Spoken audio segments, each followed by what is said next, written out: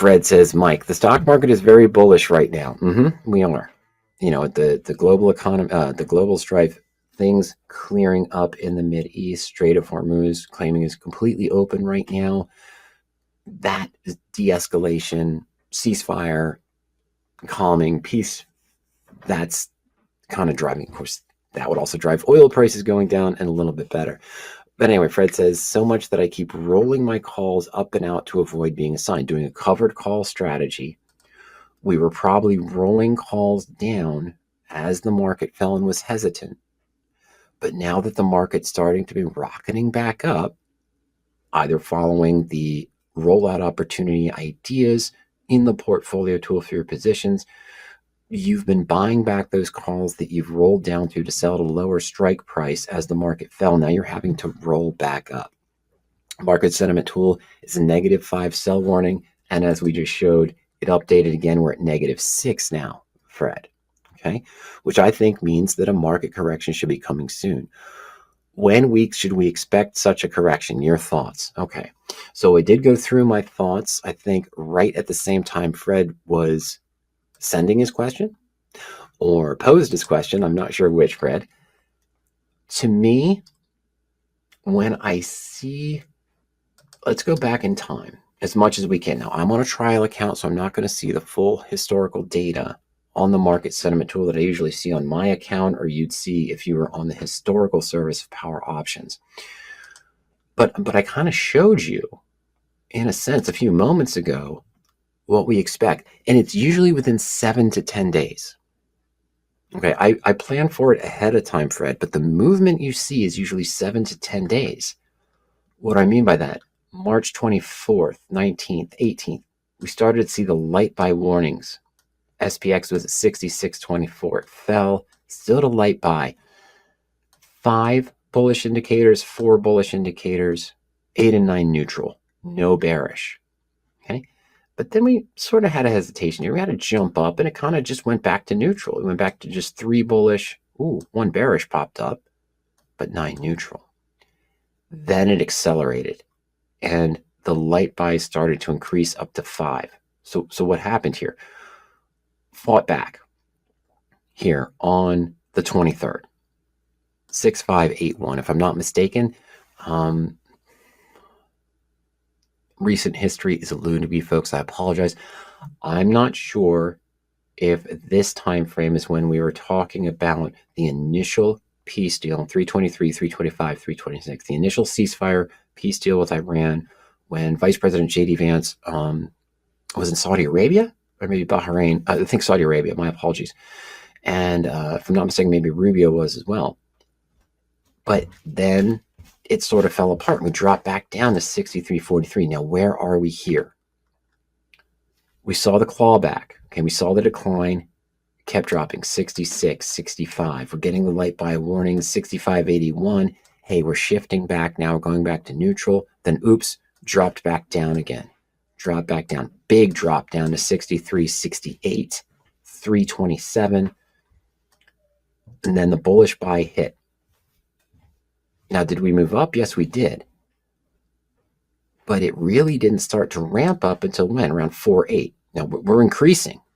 When I see this bullish buy, I did enter, Fred, not a lot, but I went up to about 18, 19% of my portfolio instead of the 12 or 15 I use in bull put credit spreads around 330 when I saw that strong bullish buy. Now we're going up 65, 65, 65, 67, 82, ramping up real well. Where are we here? We're 8 or 9 days later, right? And we're back to neutral. We're back to neutral. And now we're still going up. We're still going up. Still strong today. We're seeing sell warnings. We're at 6 bearish, 7 neutral. I mentioned that I'm lightening up my bull put credit spreads. I haven't entered bear put debit spreads yet. If we keep going up and this goes to the next level, this goes to the bearish sell warning. So we had the light buys, and then the bullish buy was the low that we can see. That's the low, right? It predicted that exactly on 330, the close of 330. 6 bullish, 7 neutral. Now we started to see the move up, you're right. 3, 5 days in, but 8 days in, 7 days in, that's when it really started to escalate, right? Just a few points here, a few points there, that's good, but the bottom was hit on 330 on that strong bullish buy, Fred. Now, I'm seeing the sell warnings. I'm setting up my portfolio in preparation, lightened up a little in the bull put credit spreads, closed partials of the profitable ones to have money available for that portion of my portfolio to enter the bear put debits when I see the next bearish sell warning. We're in a sell warning. When it goes 7 to 6 with no bullish, we'll see bearish sell. That's what I'm looking for. That it's not here yet, but I'm preparing because I know what usually happens 7 to 10 days. As soon as I see that bearish sell warning opposite the bullish buy, that's when I'm going to move. I'm going to add puts to my calendar call spreads. I might add extra puts to my married put positions. And at the same time, I'm going to be opening some bear put debit spreads, and nothing wrong, even at $17.49, as I mentioned, not the price I'd like to see.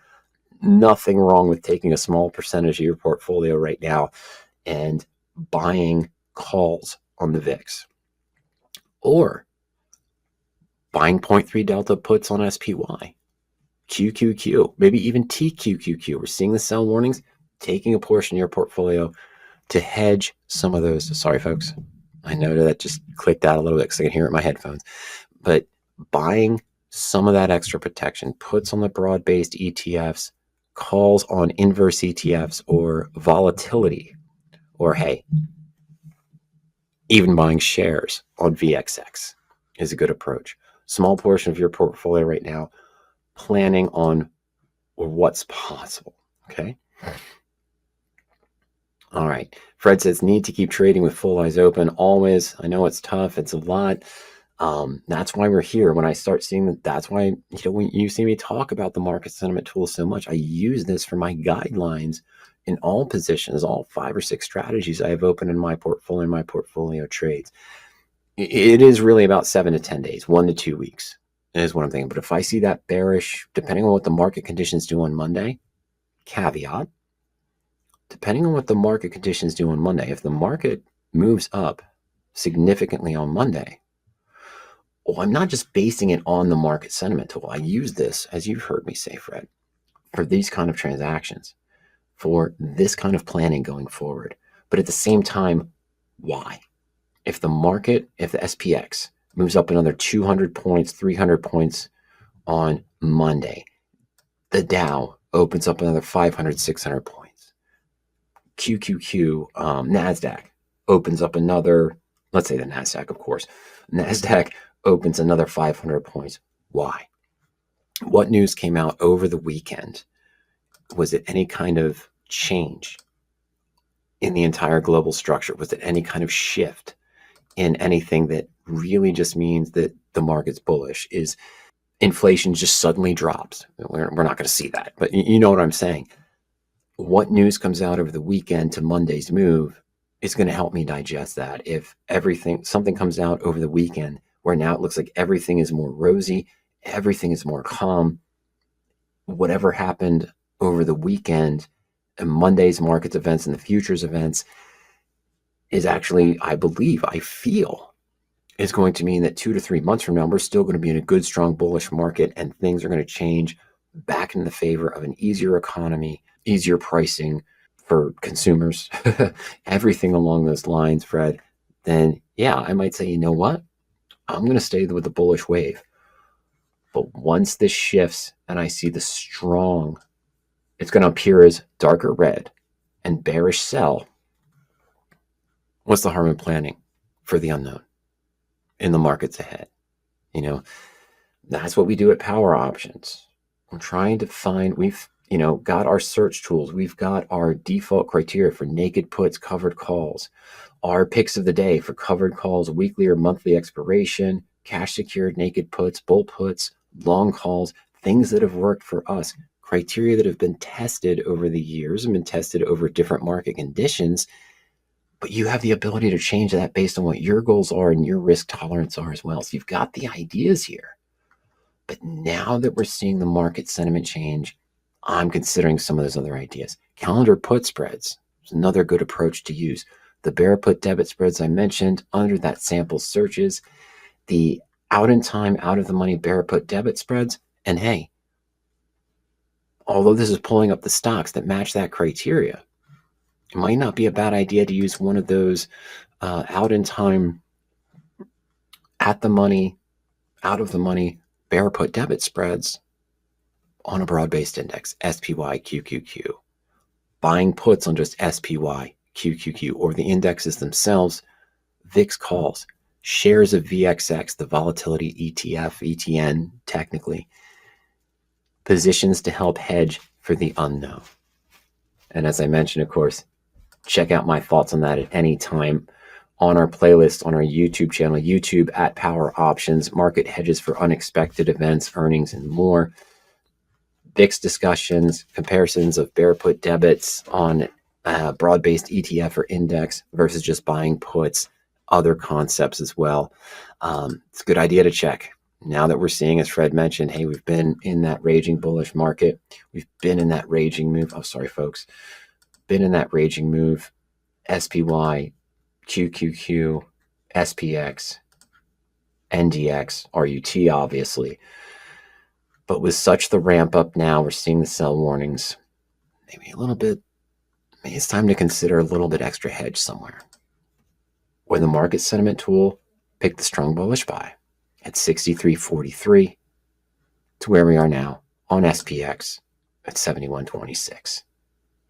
Move up on Monday, 71.58, 71.60. I'll say 71.61. We might trigger that bearish sell warning. And that's what I'm going to look for. And that's what I'm concerned. Excellent. And Fred says, by the way, based on the movement, I did buy some insurance today. ITM in the money, QQQ puts. I just hope it is not too early. Now, don't worry if it's too early. You bought in the money puts. I understand. Now, if QQQ moves up on Monday for some of the things I mentioned, Fred, we have ways to adjust that to reposition. We'll take a small loss on it. Maybe we adjust the put. Okay, maybe we roll it up. The portfolio will show you some ideas on that situation if you're tracking those long puts in the portfolio tool and you go to position actions and roll out opportunities. SPX, as I mentioned, pops up to 71.58, 71.61 on Monday. QQQ opens up in the same percentage range. You're going to see a loss on those puts. I wouldn't be too worried about it being early. As always, with insurance, we worry about it being too late. Okay. But even if it does continue to move up for the next day, 2 days, or 3 days, you'll have adjustments that you'll see there using the portfolio tools in those positions. Going to position actions and position analysis, evaluating the rollout opportunities. We can reposition that position, Fred, lack of a better term, and be better situated for when the drop comes, which if I see it go to bear sell, I'm expecting it in the next 5 to 7 to 10 days. All right, so I don't think you did too early. Remember, it's never too early to buy insurance, to buy a hedge. It's only always too late to buy a hedge when things go wrong.